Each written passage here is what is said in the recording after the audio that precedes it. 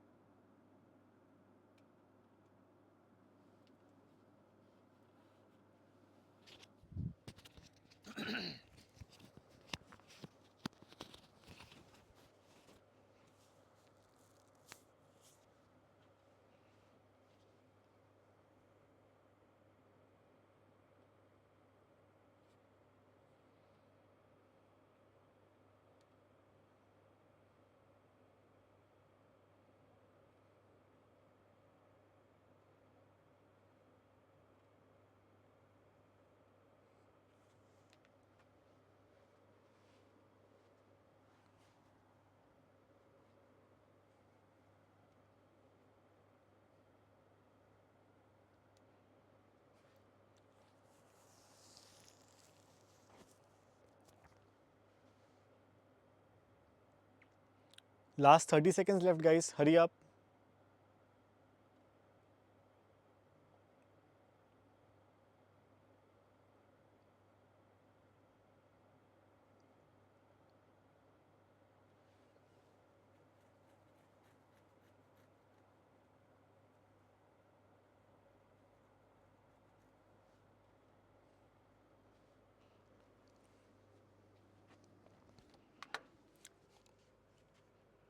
चलो, time's up.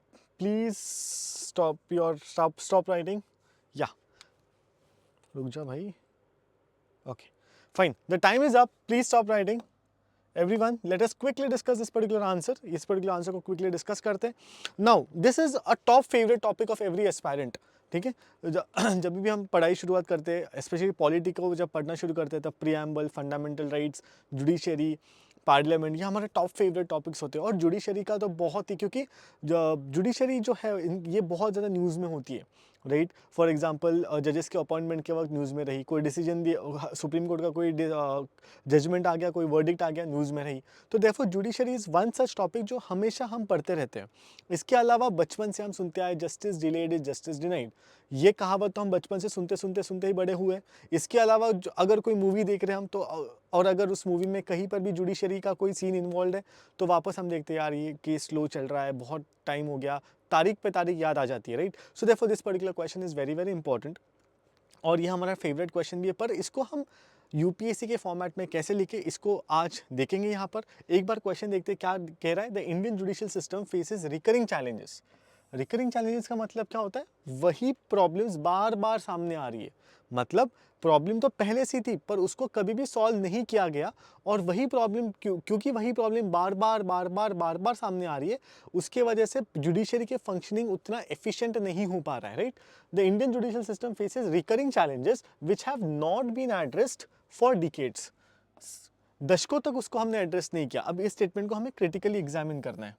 Okay, fine. सो अभी सभी लोगों को क्लियर होगा अब तक टॉपिक क्या होगा. टॉपिक हमारा होगा इंडियन जुडिशियल सिस्टम. एक अलग इसके साथ इसको हाईलाइट करो. This would be our topic of the question. और हमारा कीवर्ड क्या है? Critically examine.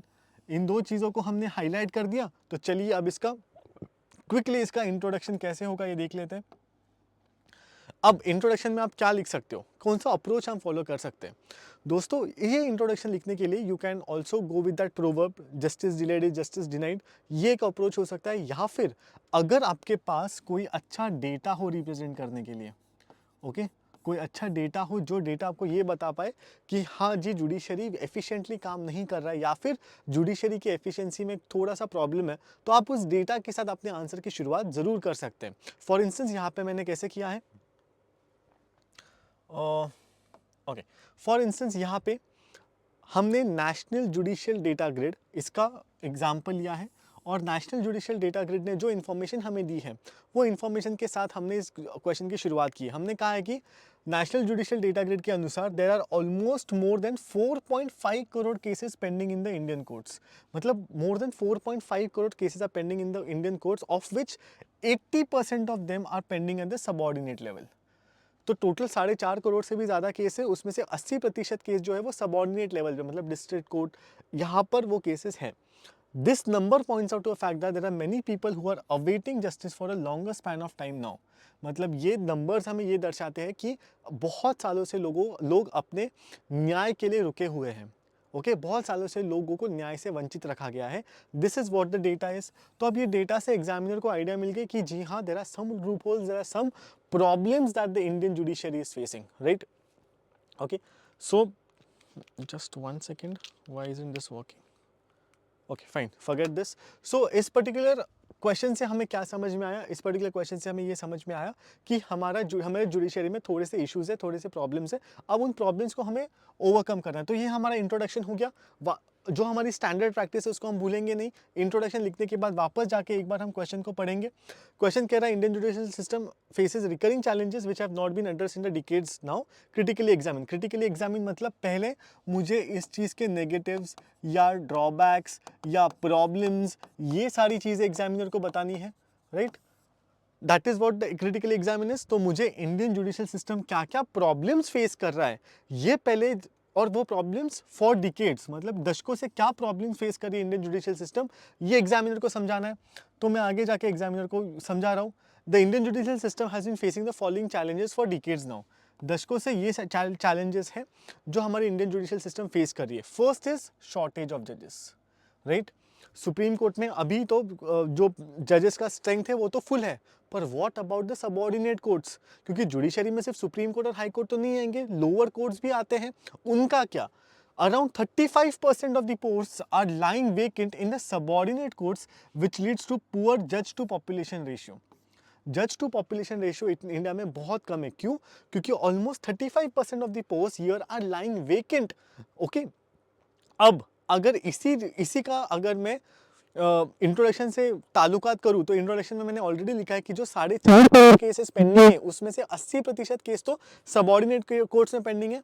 उसी चीज़ को मैंने यहाँ पे एक्सपांड किया, हाईलाइट किया कि शॉर्टेज ऑफ जजेस भी कहाँ पर है, 35% of the vacancies are in the subordinate courts, जिसके वजह से जो जज टू पॉपुलेशन रेशियो है वो बहुत पुअर है इंडिया में। इंडिया हैज़ ओनली 17 जजेस पर मिलियन पॉपुलेशन, हर 10 लाख लोगों के लिए सिर्फ 17 जज हैं इंडिया में, against the recommended ratio of 50 जजेस पर million population by law commission. Law commission ने क्या रिकमेंड किया था कि हर 10 लाख पॉपुलेशन के लिए कम से कम 50 जजेस होने चाहिए, पर इंडिया में क्या रेशियो है, हर 10 लाख पॉपुलेशन के लिए सिर्फ और सिर्फ 17 जजेस है हमारे पास। तो now this is very very poor ratio, right, very poor ratio. अब इतने कम जजेस होने के कारण क्या होता है, जितने जजेस हैं उनके ऊपर प्रेशर बहुत बढ़ता है, लोड बहुत बढ़ता है और पेंडेंसी ऑफ केसेस बढ़ती जाती है, जिसके वजह से एफिशिएंसी पूरी कम हो जाती है और लोगों को न्याय से वंचित रखा जाता है। And all that things happen, therefore justice delayed is justice denied. आज भी अगर आप भारत के प्रिजन्स की बात करोगे, जो जेल है भारत में, most of the people who are there in the jails are under trials. Under trials मतलब जिनके ऊपर अभी भी गुनाह सिद्ध नहीं हुआ है, उनके ऊपर जो चार्जेस लगाए गए थे वो सिद्ध नहीं हुए, कोर्ट में केसेस चली रही है और तारीख पे तारीख मिली ही जा रही है। तारीख पे तारीख क्यों मिल रही है? जजेस की कमतरता है, there is a shortage of जजेस, right. Second is involvement of technology.